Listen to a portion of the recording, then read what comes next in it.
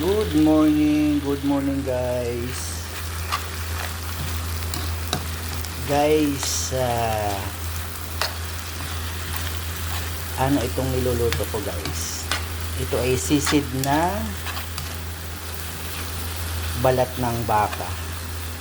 Magsisisid tayo guys ng balat ng baka guys. Ayan.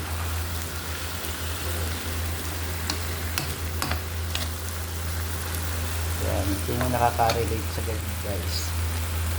Ayan. Balat yan ng baka guys.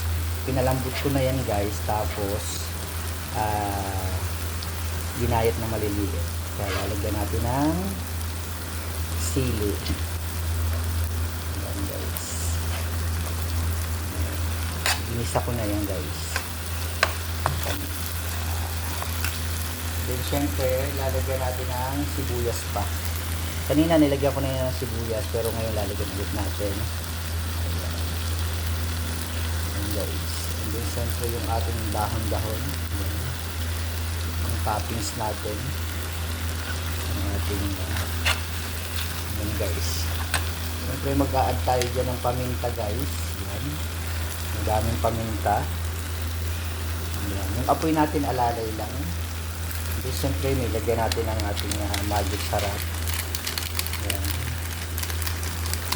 Wala pa siyang timpla kasi hindi ko siya tinimplahan kasi meron akong seasoning guys na ilalagay dyan. Ayan. Kaya hindi ko siya tinimplahan kanina pag igisa. Ito yung ating ilalagay dyan, sisid na seasoning Pinoy style. Ayan. Kumpleto na siya, kaya yun yung ating ilalagay. Iyan guys. So, pwede na natin ilagay yung ating ano. Kasi malambot na naman yan eh. Ginisa ko lang ng konti. Yung ating, ito na yung timplado na. Kaya hindi ko na siya, baka ma-over naman. Kaya, ayan. Ayan guys. Ano na yan? Ready to eat na siya. Malambot na kasi yan. Siyempre, lalagyan natin. Mahina lang yung apoy niya guys. Ayan. Para hindi siya masunog. Para hindi siya dumidikit. Kasi ano yun eh, didikit yan guys. Siyempre, luto na yan guys.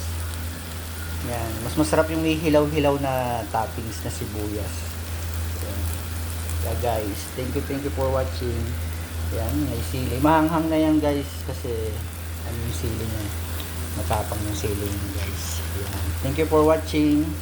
And God bless sa inyong lahat. Don't forget like and subscribe. Yan. Ito ang sisid na balat ng baka. Yan. Yan.